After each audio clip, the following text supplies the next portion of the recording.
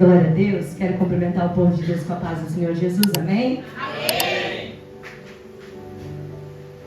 Queridos, o Senhor já está neste lugar. Você que ainda não sentiu, você não sabe o que você está perdendo. Eu quero que você ponha a mão no teu coração, feche seus olhos por um momento. Enquanto eu estava ali, a Ana ministrando os louvores, por um momento eu comecei a falar com o Senhor, fechei os meus olhos. E Ele disse, abre os olhos, olhe para frente. E quando eu olhei, eu vi o Douglas louvando e glorificando ao Senhor Jesus como nunca, como se fosse o último dia. Era isso que o Espírito Santo de Deus me dizia. E Ele me dizia assim, eu estou na casa, e a intenção que você der a mim será a mesma que eu vou derramar sobre a tua vida. Acho que você não entendeu, querida.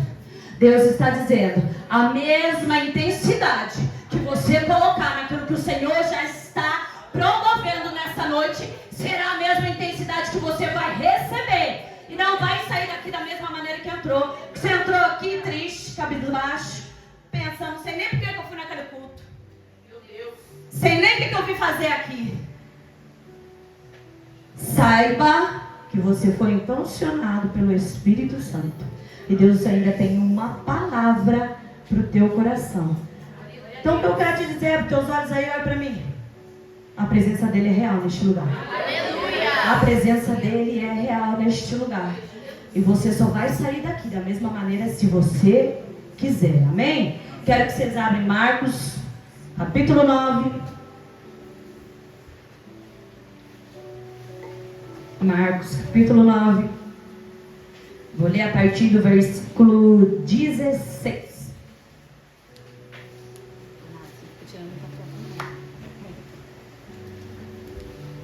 Marcos, capítulo 9, o capítulo é o 16.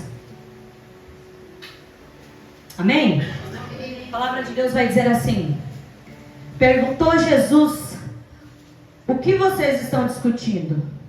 E um dentre a multidão respondeu, mestre, trouxe-te o meu filho, possesso de um espírito mudo. E este, aonde quer que o acompanha, lança por terra, ele espuma, rincha os dentes e vai definhando. Roguei aos teus discípulos que expulsassem eles, mas eles não puderam. Então Jesus lhe disse, ó geração incrédula, até quando estarei convosco? Até quando vos sofrereis? Trazei-o. E eles trouxe. Quando ele viu Jesus, o Espírito imediatamente o agitou com violência, e caindo ele por terra, revolvia-se, espumando.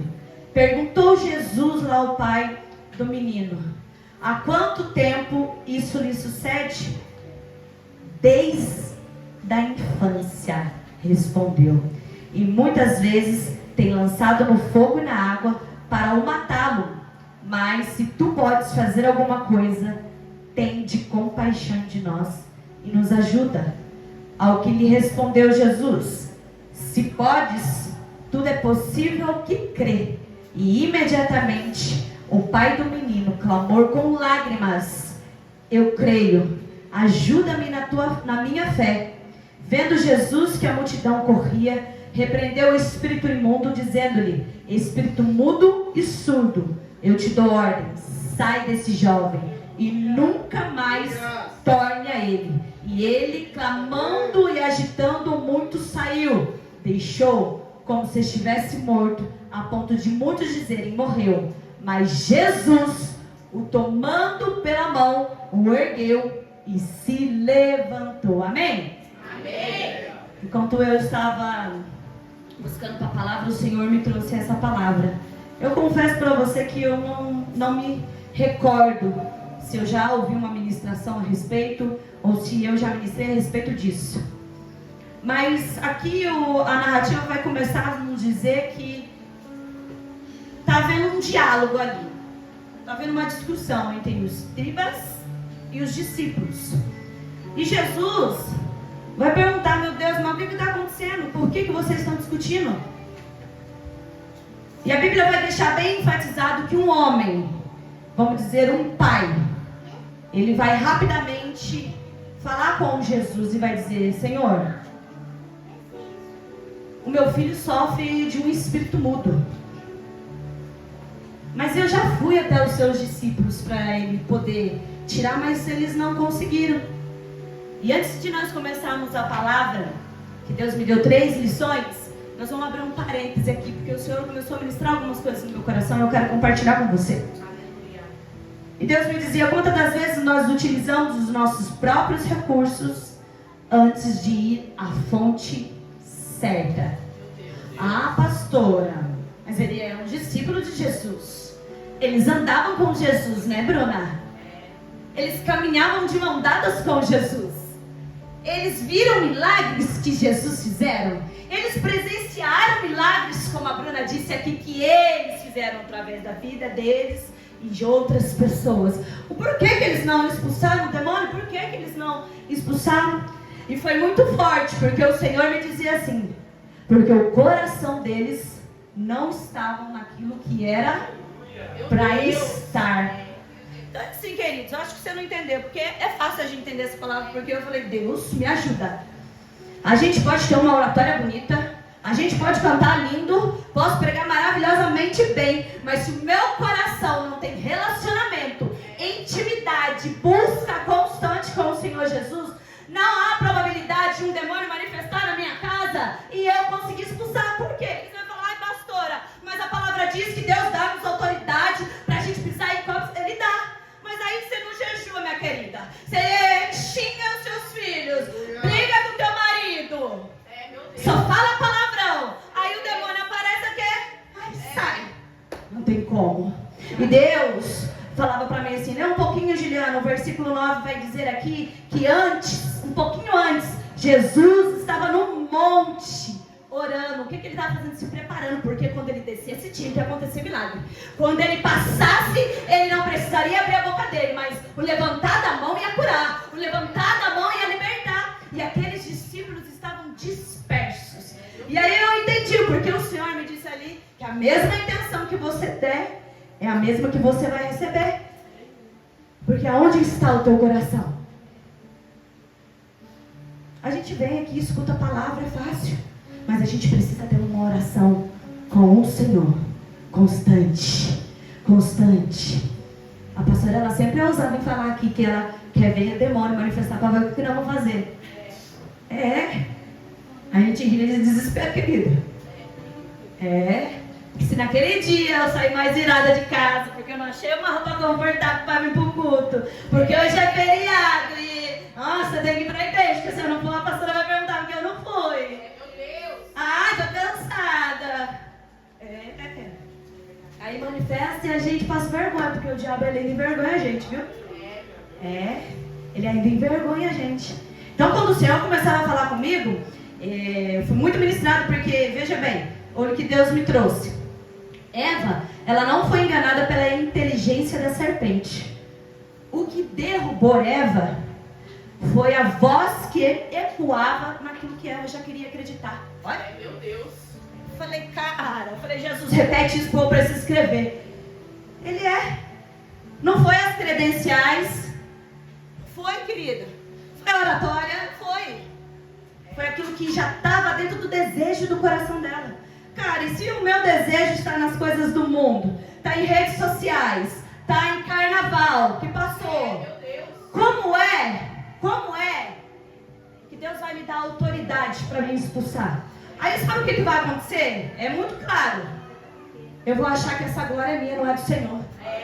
Que fui eu que expulsei o demônio. O demônio manifestou lá, pastora, fui eu que expulsei. Não, porque a palavra é bem clara dizendo que Deus nos dá autoridade, mas é no nome dele. Não é meu nome, não é a pastora Ju, expulsa em nome de Jesus, não. Senhor, é no teu nome, em nome do Senhor Jesus, eu expulso esse demônio daqui.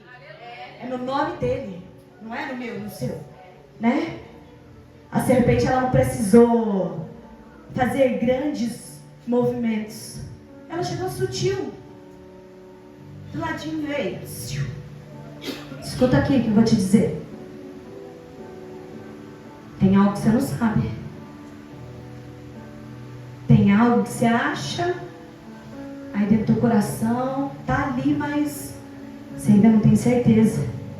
Deus me disse assim, o nosso grande problema é esse: a gente buscar a verdade naquilo que a gente quer acreditar, não aquilo que é verdade da palavra do Senhor Jesus, né? A gente quer acreditar. Deus me dizia, Adão e Eva tinha Deus, tinha comunhão direta com a fonte. A serpente só ofereceu algo confortável, ela só apresentou algo ajustado para aquilo que o meu coração queria ouvir. Ela só apresentou palavras doces que eu falei, é isso. Eu tinha certeza que é isso, porque a gente faz isso. A gente olha pra gente e fala assim, ó, tenho certeza que era isso mesmo. Viu como eu estava certinha? É isso que a gente faz. A serpente só falou aquilo que estava no coração dela. Queridos, e olha o que Deus me disse. Eva caiu não foi porque foi convencida. Escute isso. Mas porque já estava inclinada aos desejos do coração. Acho que você não entendeu. A Eva, ela caiu, não foi, cara, porque ela foi convencida, ficou ali, ó, vai, não. Ela já estava inclinada, ela já sabia o que estava dentro do coração dela. Ela já estava inclinada, e Deus está dizendo para você nessa noite, aonde você está inclinado? Aonde está inclinado? Porque enquanto você estiver inclinado para a renúncia, inclinado para o relacionamento, inclinado para a palavra, eu vou mover o que você precisa dentro do teu coração. E Deus me dizia, a serpente ainda ela continua falando, mas ela não fala mais no jardim, né? Ela fala nas redes sociais, ela fala nos altares, pregando heresias de que você pode ir lá, ó, depois você vem aqui, porque Deus perdoa. Ele é um Deus perdoador, mas Ele é um Deus justo. Glória a Deus, aleluia. Pregando nos motivacionais, né? Não, sem transformação. Deus me dizia, sem a cruz. Bruna? Sem aquele que já pagou o preço na cruz. Sem transformação, sem mudança de vida. E aqui eu quero começar a compartilhar a palavra, amém? Porque antes que Deus falou, Deus, eu não vou falar nada disso não. Às vezes é só pra mim, né? Aí Deus falou assim, antes de você começar a dar as instruções para aquilo que o meu povo precisa fazer, para receber o milagre, eu quero que você pergunte a eles, aonde está o coração? Queridos, não tem como o Senhor Jesus realizar milagre se o seu coração não estiver no seu dinheiro, se o seu coração não estiver nos seus bens materiais. Ai, pastor, mas eu não posso sonhar? Pode. Trabalhe. Gosto disso quando a pastora fala. Trabalhe para você poder conquistar as suas coisas. Queira coisas sobrenaturais, coisas do céu. Terreno, vai embora. Vai embora. Quando você morrer, querido, vai ficar tudo aí. Agora, as do céu.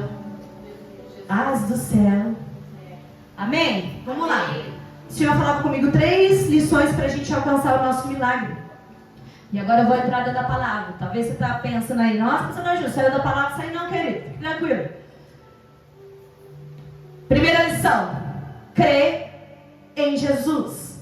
Palavra de Deus, onde nós fizemos menção, vai dizer assim: se podes, disse Jesus, tudo é possível àquele que crê. E aí, comecei a falar com o Senhor e falei, Deus, eu creio que muitas coisas na minha vida vão acontecer. Aí Deus falava assim pra mim, Espírito Santo, para de ser mentirosa. Aí Jesus, você fala que crê, diz que crê, entrega no altar, depois dá um jeitinho de passar a mãozinha e levar de volta para casa. Deixa de confiar. Pastor, esse dia eu trouxe uma palavra profunda sobre incredulidade. Eu falei, meu Deus. E é verdade. Porque a gente enche a boca para dizer que a gente crê. A gente fala, eu creio. Deus vai fazer, Deus vai mover. Ai, bati o meu dedinho na quina. Ai, Senhor, eu tô cansado. Vou desistir, não quero mais isso para mim. Não tô afim mais. É assim que a gente faz. E Deus me dizia assim, ó. Eu disse, tudo é possível àquele que crê. Deus estava dizendo exatamente tudo. Deus não falou metade, não falou um pouco, mas Ele falou exatamente tudo. Só que a gente se conforma com a metade, com o pouco. Deus, se o Senhor me der só um pouquinho, eu já estou feliz, porque eu vou saber que é o Senhor. Deus, se você fizer só a metade. E a palavra é bem clara quando Deus libera. Se podes, disse o Senhor Jesus, tudo, exatamente tudo, é possível aquele que quer. Eu acredito que naquele momento o Senhor não estava liberando a palavra só para aquele pai, mas para os discípulos também. Ambos precisariam ouvir aquela palavra. Por quê? Porque eles também não conseguiram fazer aquilo que eles precisavam fazer. Mas Deus disse, é tudo, meu filho. Se você está em mim, você vai colocar a mão, vai ter cura. Se você está em mim, você vai ter o transbordo do Senhor Jesus. Se você está em mim, vai pregar a palavra. Se você está em mim, vai louvar. Isso, tudo. Ele não falou metade, não. Juliana, você vai só metade pregar. Metade você prega, metade Juliana prega. Não existe. Deus liberou uma palavra tudo. O que você está precisando tudo do Senhor aí? Quer que você feche seus olhos? Deus está dizendo para algumas pessoas específicas aqui nessa noite. Não importa a situação. Não importa o cenário desfavorável. Não importa. Não desista. Não desanima. Permanece, porque se eu disse que eu iria fazer, eu vou fazer por completo. Eu não vou fazer pela metade. Eu não vou fazer até o meio. Eu vou fazer o tudo. Eu creio que naquela hora aquele pai falou, o quê? Eu já entendi o mistério. Já entendi aquilo que Deus está falando comigo. Só que o segundo ponto Deus me disse, clame por Jesus. Logo em seguida Deus vai dizer, imediatamente, o pai do menino clamou com lágrimas. E disse, eu creio, ajuda-me na minha falta de fé. Isso aqui eu acho lindo. Quando eu ouvi isso, falei, não parece tão eu. Quando eu estou conversando com o Senhor Jesus, eu estou ali falando com Ele, estou sentindo a graça dEle, estou sentindo a presença dEle. Ele está me revelando que Ele fará tudo sobre a minha vida. Ele está confortando o meu coração. Mas ao mesmo tempo, eu estou duvidando. Meu Deus. Né? E eu tenho que falar, Deus, me ajuda a crer nas Tuas promessas. Aleluia. E quando eu vejo o pai do menino clamar ao Senhor Jesus em lágrimas, dizer, Senhor, eu não aguento mais essa situação. Eu não aguento mais ver o meu filho nessas condições. Mas me ajuda na minha fé, crendo que o Senhor fará. E ele vai ser liberto, crendo que o Senhor vai fazer. E vai mudar a vida dele completamente. Porque, querido, presta atenção. Se naquele momento aquele pai tivesse gerado uma pequena dúvida no coração dele, talvez não seria possível acontecer um milagre. Mas quando ele fala, ajuda-me, Senhor, na minha fé, ele está dizendo, eu creio. Eu creio que ele vai ser liberto, que o milagre vai acontecer sobre a vida dele. Sabe, já falei isso aqui uma vez. Quando a gente está numa situação difícil, a gente deve clamar. E clamar no vocabulário fala gritar, clamar. Porque vai depender de qual que é a sua necessidade. Às vezes eu olho para mim e falo, meu Deus, estou lá assim. Aí Deus fica assim, quando você ficar chorando aí, não vou fazer nada, não vou nem deixar minha presença se manifestar em você. Abra a tua boca e me clama. Aí eu começo, Senhor! Começo a clamar e falo, Deus, eu estou aqui. Misericórdia de mim. Senhor, olha para mim e me vê. Porque essa é a minha necessidade. Aí, o que a gente faz? Chega aqui no culto. Meu Deus. Ela vai estar aqui, ó, se matando com louvor. Anda, Glória. Que Deus vai vir, filho, estou esperando ouvir sua voz só para ver o quanto que você precisa disso. Aleluia. Mas Deus não sabe quanto que eu preciso. Sabe, querido. Mas vai ver o teu coração se é nisso mesmo que tá. Ele sabe o que ele precisa fazer, mas ele quer que você clame a ele de forma sobrenatural. Deus, eu vim aqui, ainda que o Senhor não faça aquilo que o meu coração deseja, Pai. Eu preciso sentir a tua presença. Eu preciso ser renovado, restaurado. Só que a gente não pede isso, a gente entra num pedinte. sentadinho pedindo esmola. Ele não clamou. Meu Deus. O que ele fez? Teve que gritar, não foi? Ele não ficou só balançando lá. Não, ele clamou. Jesus, filho de Davi, tende misericórdia de mim. É que nem, né? Vou dar um exemplo básico. Sua casa tá pegando fogo. Aí tá o povo passando na rua. Ei, ajuda eu aqui que minha casa tá pegando fogo. O cara vai falar, você tá brincando comigo, né? Aí vai falar, você tá... É sério que sua casa tá pegando fogo? Ele não vai acreditar em você. Ele vai achar que você tá brincando com ele. Agora você fala, ei, por favor, me ajude, minha casa tá pegando fogo, meus filhos estão aqui dentro. Tá vendo a sua necessidade, tá vendo a inteireza do teu coração, aquilo que você precisa, aquilo que você necessita de verdade. Sabe, é um tempo que a gente tem que vir para a igreja para clamar pela presença do Senhor. E a gente está clamando por coisas materiais, está clamando. Cara, se você clamar pela presença dele, cumprir os princípios, tomar posse da palavra liberada, o milagre é fichinha para o Senhor Jesus. É que ele fica esperando, falando, peraí, vamos pensar um pouco, vamos esperar passar pelo processo primeiro. Pastora, passou pelo processo, quantos abortos? Traumatismo craniano. Para chegar a bênção, para chegar o milagre que eles precisavam. A gente é pular essa etapa. Opa! Cheguei, Jesus! Acho que nessa manhã maravilhosa, Deus tem que nos abençoar por isso. Não, Deus, já faço meu devocional, eu não xingo ninguém, eu não roubo, eu não mato, eu não falo mal de ninguém. Deus enviou os processinhos internos aí. E as curas que eu preciso fazer? E as curas que eu preciso derramar? E é interessante porque Jesus vai perguntar para aquele pai: há quanto tempo isso lhe sucede? E o pai vai responder: desde a infância. E eu comecei a ser muito ministrada quando ecoava no meu coração desde a infância. Deus me dizia assim que nós carregamos muitas bagagens do nosso passado. Nossos pais, eles não tiveram um conhecimento, eu vou falar de saúde emocional, mental. Eles eram leigos. Às vezes faziam algumas coisas que hoje a gente fala, meu Deus, tem alguma coisa, algum problema, algum trauma. Não falo problema físico, tá, queridos? Quero que vocês me entendam. Algum trauma, algum abuso, algum abandono, alguma falta de paternidade. Quando eu li ali, o Senhor me disse, falou assim, desde a infância. E Ele disse para mim, Juliana, você está vendo a importância de ser curada da sua infância? Às vezes eu estou reproduzindo alguma coisa agora de que me aconteceu lá na infância. Consciente, inconscientemente. Só que eu tenho vergonha. E aí eu não deixo o Senhor me curar. Eu não deixo o Senhor trabalhar e fazer aquilo que Ele precisa fazer.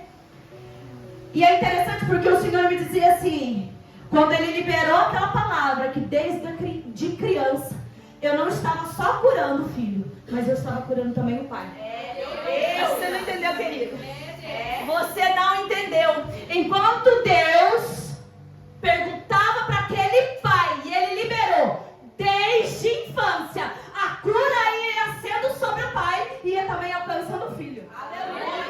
Por que, pastora Ju? Porque o pai também carregava bagagens. O pai também carregava feridas. Cara, quando eu li, falei, há quanto tempo esse cara tá desse jeito? Que desespero. Imagina a frustração daquele pai. Uma vida inteira carregar um filho daquele jeito. Passando vergonha. Porque a Bíblia não diz, querido, mas quando a gente lê a palavra, você fica imaginando a história. Sendo envergonhado, porque aonde ele chegava, era manifestado ali aquele espírito. As pessoas rindo da cara dele, talvez julgando. Você pecou. Você fez alguma coisa para que isso está acontecendo na tua casa. E talvez ele nem sabia. Ele nem sabia o motivo. Ele nem sabia o que estava acontecendo. Porque passou por um trauma, um abuso, um abandono. Alguma coisa que o feriu. E automaticamente foi reproduzido sobre a vida do filho. Eu imagino Jesus olhando toda aquela situação. dizendo para ele: você entendeu? Você veio até mim. Você entendeu que não era sobre só um menino, mas era sobre você e aquilo que eu tenho para fazer na tua casa, na tua família. Quero que você levante sua mão aí, porque eu vou declarar uma palavra profética sobre a tua casa. A sua geração não herdará maldições hereditárias e nem reproduzirá aquilo que na infância, inconscientemente, conscientemente, os teus pais reproduziram sobre a tua vida.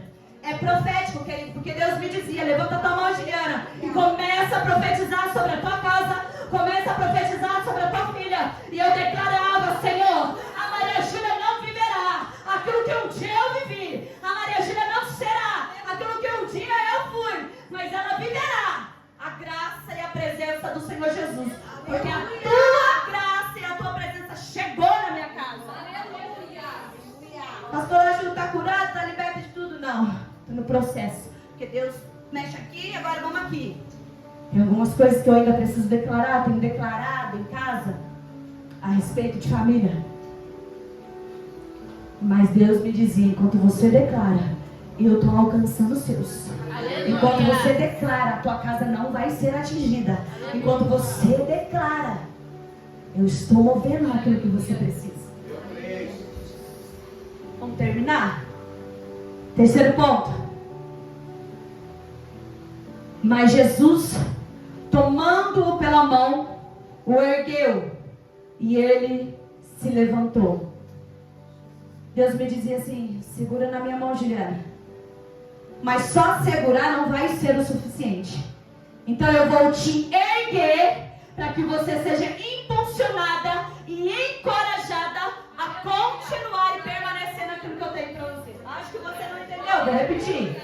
O Senhor está dizendo nessa noite: segura a tua mão, como a profética, fecha seus olhos aí. Segurando a tua mão, Ele vai te levantar. Por quê? Porque você está sem forças, você está desanimada, você está frustrada, você está pensando em desistir. Mas Deus segura a tua mão, te impulsiona a levantar e diz: levanta. Levanta.